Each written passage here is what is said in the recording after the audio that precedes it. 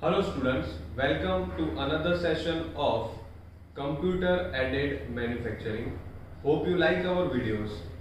If you like our videos, then please like, share and subscribe our YouTube channel.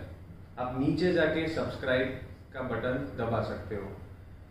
In today's our session, we will discuss about macro, do loops and subroutines, which is one of the very interesting topics of computer aided manufacturing.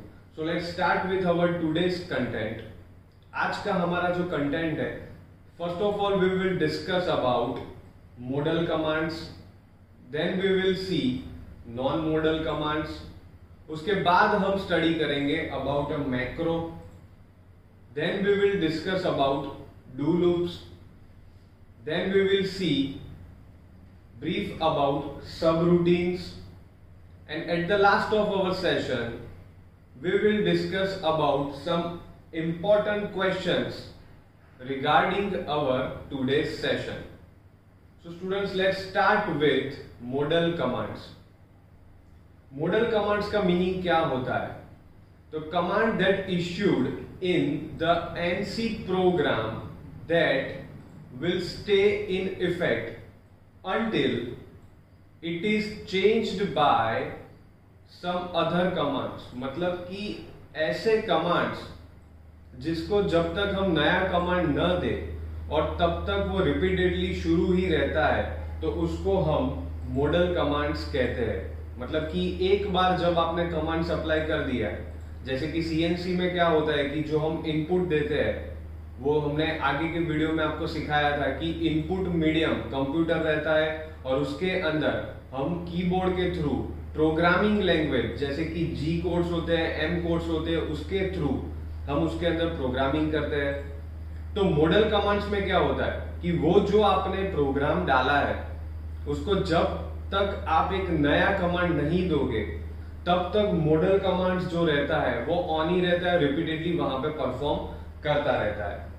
In next point you can C many G and M codes causes the machine to change from one mode to another mode. Model command के through हम एक command से दूसरे command पे भी उसके अंदर ही जा सकते हैं.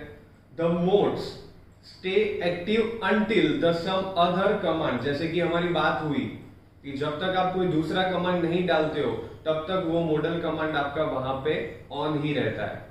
So in last point you can see that the coolant command, जैसे कि एक एग्जांपल हमने यहाँ पे लिया है कि कूलेंट को जब आप ऑन ऑफ करते हो तो स्टूडेंट्स कूलेंट पे क्या होता है कि जब आपकी प्रोग्रामिंग साइकिल शुरू होती है वहां पे कूलेंट ऑन हो जाता है. फिर जब तक आप उसको ऑफ नहीं करते वो वहां पे कांस्टेंट कूलेंट का फ्लो ऑन ही रखता है. तो मशीन को कब पता चलेगा? जब आप उसको ऑफ का कमांड दोगे. मतलब कि जो भी कमांड्स आपने लाइन बाय लाइन दिए हैं, तो मॉडल कमांड्स में ऐसा नहीं होता है कि एक लाइन खत्म हो जाए और उसके बाद दूसरी लाइन पे जाए तो उसको अपने आप ही कूलेंट ऑफ करना पड़े. वो नहीं होगा. जब तक आप कूलेंट ऑफ करने का कमांड नहीं देते हो तब तक वो वहां पे ऑन ही रहेगा. So this is the basic form of model commands के जिसके अंदर जब तक आप उसको ऑफ करने का कमांड नहीं दोगे वो जो कमांड्स होते हैं वो वहां पे ऑन ही रहेंगे. In next slide you can see non-modal commands. Non-modal commands का क्या मतलब होता है? तो in the first point you can see non-modal codes affect only the lines on which they occur.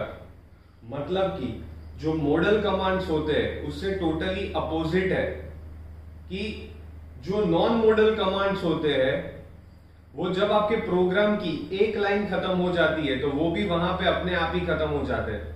तो उसके बाद क्या होगा? दूसरी लाइन शुरू होगी. जब दूसरी लाइन वहां पे खत्म होगी तो वो अगेन अपने आप खत्म हो जाएगा.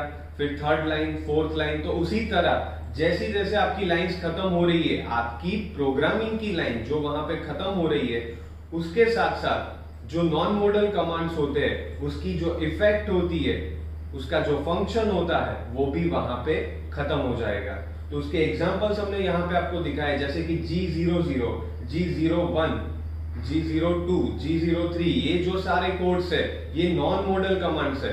अगर आपको G00, 01, 0, 2, 3 ये जो भी कमांड्स हमने आपको दिखाया है उसके रिलेटेड आपको स्टडी करना है तो आप प्लेलिस्ट में जाके प्रीवियस वीडियोस देख सकते हो। उसके अंदर हमने इसके फंक्शन दिखाए थे। जैसे कि G00 होता है वो लीनियर मोशन के लिए होता है विदाउट कटिंग, वहां पे कटिंग नहीं होगा। तो similarly G01 for a cutting होता है कि वो लीनियर मोशन तो लेगा ही लेगा बट साथ में कटिंग भी करेगा।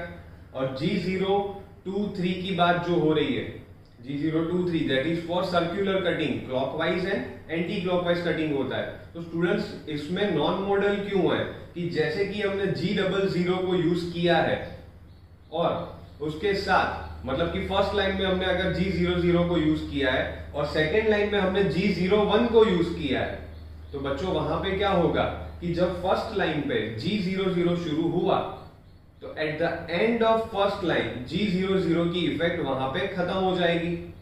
और आगे बात करते हैं कि अगर सेकेंड लाइन में आपने G01 को दिया है तो वहां पे क्या होगा स्टूडेंट्स, वहां पे होगा कि G00 की इफेक्ट फर्स्ट लाइन में खत्म हो गई तो सामने सेकेंड लाइन पे G01 की इफेक्ट शुरू हो जाएगी, सेकेंड लाइन में G01 की इफेक्ट शुरू हो जाएगी। तो इसी तरह नॉन मॉडल कमांड्स में क्या होता है, नॉन मॉडल्स कमांड की अगर आप बात करो तो जैसे जैसे आपकी लाइंस खत्म होती है वैसे वैसे आपके प्रोग्राम की जो अफेक्ट होती है, जो उसकी इफेक्ट होती है वो भी वहां पे खत्म हो जाएगी। In your next slide you can see macro. Students अभी मैक्रो का मीनिंग क्या होता है, तो in first point you can C a sequence of instruction which is you can also say control data which are stored and called up as some integral unit। मतलब कि ऐसे जो प्रोग्राम्स होते हैं जिसकी आपको कहीं पे भी बीच में जरूरत पड़ जाए, जैसे कि ड्रिलिंग की जरूरत होती है, रीमिंग की जरूरत होती है, तो उस सारे जो ऑपरेशंस होते हैं उसको कहीं पे भी हम during the program on off कर दे तो उसको हम मैक्रो कहते हैं। In a next point you can see macro programming is a useful tool for most of any CNC machine job. In next point you can see it provides a means of shortening code and doing task easily and quickly. मतलब कि drilling का जो operation होता है उसकी पूरी cycle अगर हमने वहां पे सेट कर दी हो तो मैक्रो के दौरान आप उसको वहां पे रन भी करा सकते हो और जब चाहे तब उसको वहां पे आप ऑफ भी करा सकते हो। In the last point you can see all our canned cycle are called macro. Can cycle के बारे में अगर आपको पढ़ना हो तो अगेन आप प्लेलिस्ट में जाके उसके रिगार्डिंग जो वीडियोस हमने वहां पे रखे हैं वो वहां पे आप देख सकते हो। तो जो कैन साइकिल है उसको हम मैक्रो ही कहते हैं। तो कैन साइकिल में क्या होता था कि जो ऑपरेशंस होते थे, जो मशीनिंग के दौरान जो ऑपरेशंस होते थे वो रिपीटेडली वहां पे परफॉर्म होते थे। जैसे कि मैंने एक ड्रिल किया, उसके बाद दूसरा ड्रिल, तीसरा ड्रिल, क्योंकि ड्रिलिंग ऑपरेशन कैसा होता है वो बहुत ही कॉमन है। ड्रिलिंग बहुत ही कॉमन है ड्यूरिंग योर मैन्युफैक्चरिंग। ड्रिलिंग की नीड हमेशा ज्यादा रहती है क्योंकि आपको कई सारी प्लेट्स, कई सारे पार्ट्स होते हैं जो आपके मशीनिंग उसके अंदर आपको होल्स करने रहते हैं। तो उसके दौरान हम यहाँ पे जो मैक्रो का जो पोर्शन होता है वो वहां पे हम यूज कर सकते हैं। In next slide you can C do loops. Students do loops का मतलब क्या होता है, the do loop is a statement जिसको आप प्रोग्राम में कहीं पे भी ऑन या फिर ऑफ कर सकते हो। बहुत ही सिंपल है। तो इसको हम कनेक्ट कर सकते हैं मॉडल कमांड के साथ, क्योंकि मॉडल कमांड में भी क्या होता था कि जो आपके प्रोग्राम होते हैं उसको आपको ऑन या फिर ऑफ करना पड़ता था। तो सिमिलरली डू लूप्स में भी वही होता है कि कब आपको इसको प्रोग्राम में ऑन करना है तो उसका ऑन टाइम, और कब उसको आपको ऑफ करना है तो वो ऑफ टाइम भी, मतलब कि एंड ऑफ लूप भी वहां पे आपको दिखाना पड़ेगा। इन next point you can see the do loop need following things. कौन कौन सी चीज आपको वहां पे देनी पड़ेगी, तो सबसे पहले है that is start time of loop, कि कब मेरे को डू लूप ऑन करना है। उसके बाद नंबर ऑफ रिपीटेशन, कि वो जो लूप आप वहां पे यूज कर रहे हो उसको कितनी बार मेरे को रिपीट करना है, वो डेटा भी मुझे वहां पे प्रोवाइड करना पड़ेगा।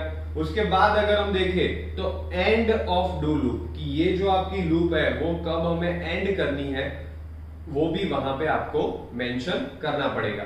So these are the basic need, कि जब आपको डू लूप यूज करना है तो इतनी डिटेल्स जो रहती है वो तो आपको वहां पे देनी ही पड़ेगी। इन next point you can C during a turning operation जब हम लेथ पे वो परफॉर्म करते हैं, इट इज नॉट पॉसिबल, कि वो पॉसिबल नहीं होता है कि कई बार एक ही कट में हम सारी मटेरियल जो हो उसको रिमूव कर दें। तो फिर वहां पे क्या होगा, वहां पे डू लूप यूज होगी, कि डू लूप जब हम वहां पे यूज करेंगे तो उससे पता चलेगा कि कब आपके जॉब में आपका जो टूल होता है उसको कितनी डेप्थ ऑफ कट लेनी है, वहां पे कब कितनी फीड देनी है।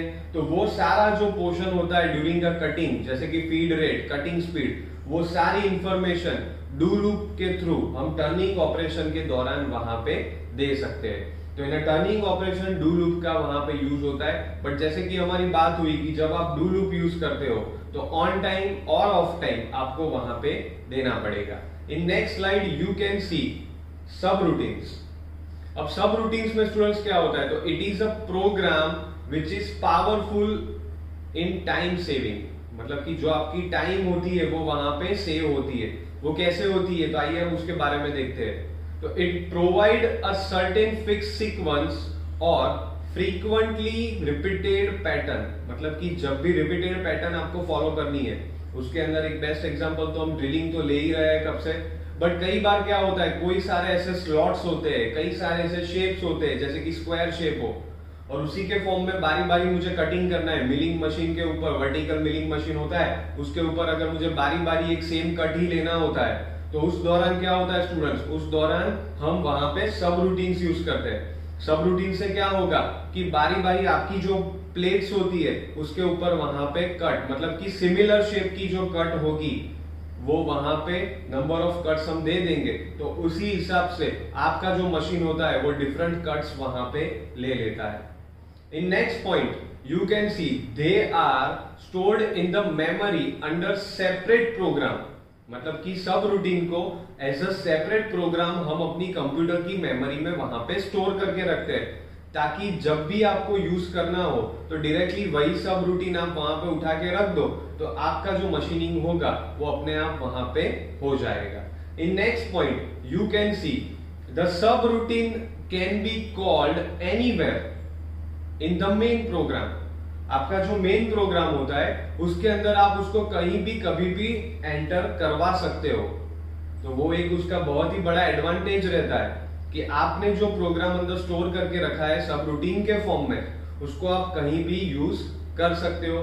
In last point you can see it is generally required when same shape, जैसे कि हमारी बात हो गई कि जैसे भी सेम शेप की कटिंग्स होती है उस दौरान ही हम सब रूटीन हो, डू लूप हो या फिर मैक्रो हो, जो रिपीटेडली परफॉर्मेंस होता है, जो रिपीटेडली ऑपरेशंस रहते हैं, उसी के दौरान हम ये सारे ऑपरेशंस वहां पे सीएनसी मशीन के अंदर यूज कर सकते हैं। ये क्यों करें, क्योंकि ताकि हमारा जो प्रोडक्शन टाइम होता है वो बढ़ जाए, प्रोडक्टिविटी हमारी बढ़ जाए, तो कंपनी को वहां पे मुनाफा करवा सकते हैं। In next slide you can C a figure for सब रूटीन, जैसे कि आप यहाँ पे देख सकते हो 3 स्क्वायर जैसे शेप आपको दिख रहा है, तो वो जो कटिंग होता है उसको मतलब कि वो पहले फर्स्ट पोर्शन पे जाएगा, फिर मिडल वाले पोर्शन पे जाके कटिंग करेगा और फिर अपर वाले पोर्शन में सेम शेप का कटिंग करेगा। तो जब इस टाइप के सिमिलर कटिंग्स रहते हैं उसी दौरान हम वहां पे सब रूटीन यूज करते हैं। In next slide you can C some important questions regarding our today's session। आज जो हमने स्टडी किया उसके रिगार्डिंग क्वेश्चंस हमने यहाँ पे दिए। ये जो क्वेश्चंस आप यहाँ पे देख रहे हो उसके आंसर के रिगार्डिंग लिंक हमने नीचे दी है, आप वहां पे जाके आंसर दे सकते हो। Hope you like our videos. If you like our videos then please like, share and subscribe our channel. Thank you.